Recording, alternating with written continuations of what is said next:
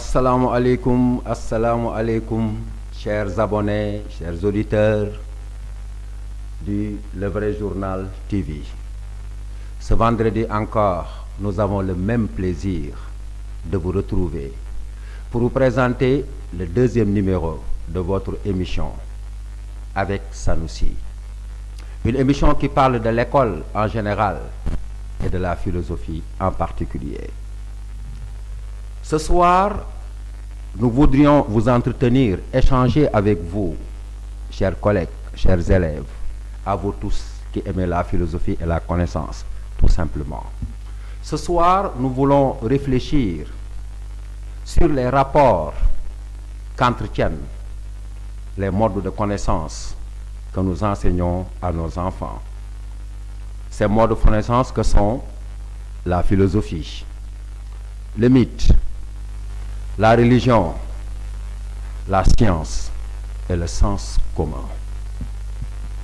La première chose sur laquelle nous voudrions d'abord mettre l'accent, c'est de montrer que malgré leurs divergences, ces modes de connaissance ont, j'allais dire, la même mission, la même finalité.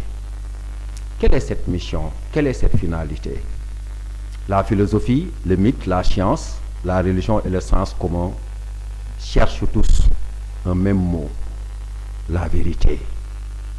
Ils cherchent tous à offrir à l'homme, dans sa soif de connaissance, dans sa faim intellectuelle, donc à donner à l'homme des réponses aux nombreuses questions que l'être humain se pose depuis la nuit des temps. Cependant, si ces modes de connaissance cherchent tous la vérité, naturellement, elles ne trouveront pas la même vérité parce qu'elles ne la cherchent pas justement avec les mêmes moyens, avec les mêmes armes. La science cherche la vérité en se basant d'abord sur une démarche rationnelle, c'est vrai, mais une démarche rationnelle qui s'appuie sur une méthode qu'on appelle la méthode expérimentale, en tout cas selon certaines sciences. La philosophie cherche aussi la vérité, mais en s'appuyant sur la raison, mais une raison qu'on appelle une raison spéculative, une raison théorique. Parce que justement, certains objets qui sont sur le champ de la réflexion philosophique ne sont pas des objets quantifiables, ne sont pas des objets mesurables, ce sont des objets abstraits et des objets métaphysiques. Et à ce niveau-là, il sera impossible pour le philosophe de les vérifier et de pouvoir donner une preuve. La religion, elle aussi, est dans cette même quête de la vérité. Nasir al-Haq bil-Haq, disent les Tidjanes, connaître la vérité par la vérité. Mais cette vérité, elle est soumise essentiellement à l'action de la foi. Quant au sens commun, qui cherche aussi la vérité, ses références sont plutôt l'habitude et ses propres coutumes. De ce point de vue, il serait intéressant de réfléchir. Qu'est-ce qui différencie fondamentalement l'entreprise philosophique de ces autres modes de connaissance? Analysons d'abord la divergence entre le mythe et la pensée philosophique. Le mythe et la pensée philosophique divergent d'abord sur un premier plan. C'est que le mythe, dans sa quête de la vérité, le mythe, dans sa volonté de fournir à l'être humain des réponses à ces questions, passe souvent, en tout cas très souvent, par le surnaturel. Il y a toujours dans le récit mythique un dieu, un ancêtre qui est mort, ou en tout cas un être surnaturel. À cette dimension surnaturelle du mythe s'oppose radicalement la rationalité philosophique, qui refuse de faire appel essentiellement au surnaturel, mais qui préfère une démarche logique avec une méthode rationnelle pour parvenir justement à une vérité. Toujours entre le mythe et la philosophie, Il y a entre ces deux formes de conscience un deuxième nœud de désaccord, une deuxième pomme de discorde. C'est que le mythe est toujours et forcément impersonnel. Le mythe est un homme, le mythe est toujours collectif. Mythe arabe, mythe grec, mythe wolof, mythe jola, mythe français. Or, la pensée philosophique, elle, s'appuie sur le jeu. C'est une pensée, nous le répétons, subjective. Subjective au sens où, dans la production intellectuelle, c'est le jeu du philosophe qui commande la pensée. Maintenant, le rapport entre la philosophie et la religion. Ces deux formes de conscience divergent d'abord sur un point très important. C'est la démarche, la manière de connaître ou bien la manière de découvrir, d'accepter et d'enseigner la vérité. C'est le grand débat entre Pascal et Descartes au XVIIe siècle.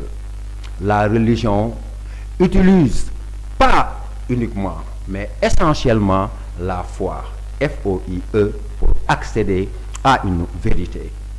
Or, même si la foi n'est pas forcément absente de la religion, de la philosophie, parce qu'il y a des philosophes musulmans, des philosophes chrétiens, des philosophes juifs, l'arme fondamentale de la philosophie pour accéder à la vérité, c'est la raison. Je dis à mes élèves que quand le philosophe conçoit, il utilise la raison. Quand le philosophe commence un travail, il se sert de sa raison. Quand le philosophe continue son travail, il fait recours à la raison. Quand le philosophe continue son travail, c'est encore la raison qui conclut son travail, c'est encore la raison qui est mise en œuvre. Donc, foi et raison semblent être, de ce point de vue, des points de divergence. Mais il y a une divergence très fondamentale entre la philosophie et la religion. C'est l'opposition entre le dogmatisme et l'esprit critique. Dans la religion, dans toutes les religions, il y a toujours un dogme. Qu'est-ce que c'est un dogme? Un dogme, c'est quelque chose qui se présente à nous et qui refuse toute forme de critique et qui refuse toute entreprise de changement. Il y a des choses qui sont des dogmes, on les accepte entièrement, totalement, tels qu'ils sont, sans les interroger pour les changer. Or, ce qui fait l'essence de l'esprit critique, le doute, c'est cette capacité de tout redécouvrir, comme disait l'autre dans son livre, il faut tout redécouvrir, même la morale et Dieu. Là où, dans certains aspects, la religion nous impose un silence total, la philosophie, au contraire, nous exige à prendre la parole pour interroger les choses, pour pouvoir les évaluer. Maintenant, examinons la relation qu'il y a entre la science et la philosophie. Là, je voudrais qu'il me soit permis d'attirer l'attention de nos candidats, de tous ceux qui aiment la philosophie, sur le rapport entre la science et la philosophie. La philosophie et la science partagent, contrairement aux autres modes de pensée, deux dimensions qui sont fondamentales dans leur existence. C'est la rationalité, le fait de préférer la raison à tout ce qui n'est pas la raison, mais aussi l'esprit critique. Cependant, l'esprit critique et la rationalité ne fonctionnent plus de la même manière selon qu'on est sur le terrain de la science ou dans le domaine de la pensée philosophique. La rationalité scientifique est ce que le philosophe allemand Jürgen Habermas appelle une rationalité instrumentale. Ça veut dire que la science, elle investit sa rationalité dans le domaine matériel, dans le monde des phénomènes, dans le concret, pour pouvoir établir des théories qui pourraient être récupérées, transformées en objet ou bien en stratégie de vie. Ça, c'est une première dimension. Entre la critique, alors que la rationalité philosophique, elle, c'est une rationalité, comme on l'a dit tantôt, spéculative. Même si le philosophe s'intéresse à des données concrètes, la philosophie est abstraite, la philosophie est très abstraite, elle s'interroge sur des réalités qui sont totalement abstraites, comme Dieu, l'amour, le temps, la mort, le rêve, la justice, etc. De ce point de vue, il y a une divergence d'objets, donc forcément une divergence de démarche rationnelle. La critique. En philosophie, nous le savons depuis Socrate. Tout ce que je sais, c'est que je ne sais rien. Nous le savons ainsi après Socrate au XXe siècle avec Karl Jaspers. En philosophie, les questions sont plus importantes que les réponses.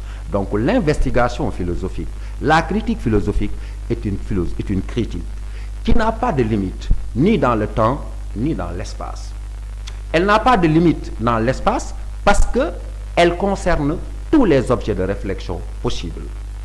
Elle n'a pas de limite aussi dans le temps puisque, de façon essentielle, la philosophie refuse les réponses closes. La philosophie refuse les vérités toutes faites. La philosophie refuse toute forme de connaissance définitive.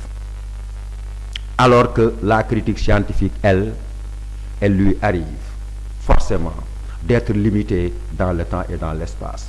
D'être limitée dans l'espace parce que le scientifique ne peut pas, en tant que scientifique, investir le domaine purement métaphysique. Mais aussi, le scientifique ne peut pas s'accommoder d'une interrogation éternelle. Il arrive souvent que les scientifiques arrivent à des conclusions parce que les scientifiques arrivent à brandir ce petit mot de 6 lettres qu'on appelle la preuve, et devant laquelle preuve il peut y avoir des conclusions qui sont acceptées par tout le monde. C'est à partir de ce moment-là, justement, que l'on trouve que les rapports entre la philosophie et les autres modes de connaissance sont des rapports extrêmement complexes.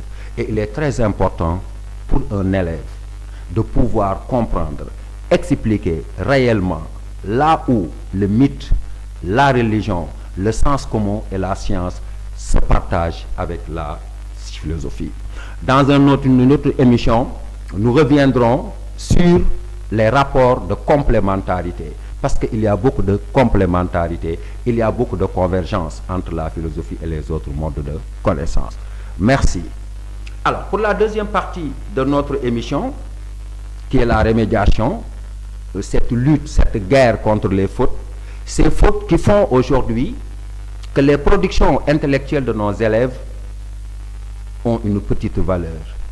Parce qu'on ne peut pas faire un bon texte de philosophie, on ne peut pas réfléchir en histoire, en littérature et même parfois dans les domaines scientifiques si on ignore les rudiments de la pensée, de la langue française. Et les élèves parfois font des fautes très bizarres. Ce soir, nous venons avec vous sur 2 mots. D'abord, le mot parmi. Je voudrais dire à ces élèves qui m'écoutent qu'en français, parmi ne prend jamais de S. Ensuite, il y a le mot vertu. La vertu, c'est vrai qu'on dit la vertu, c'est un mot féminin. Mais en français aussi, le mot vertu ne prend jamais de E. C'est écrit V-R-T-U. Sur ce, nous sommes très contents de savoir que vous êtes à l'écoute et nous vous donnons un prochain rendez-vous avec le Vrai Journal TV dans votre émission avec Sanoussi. Merci beaucoup.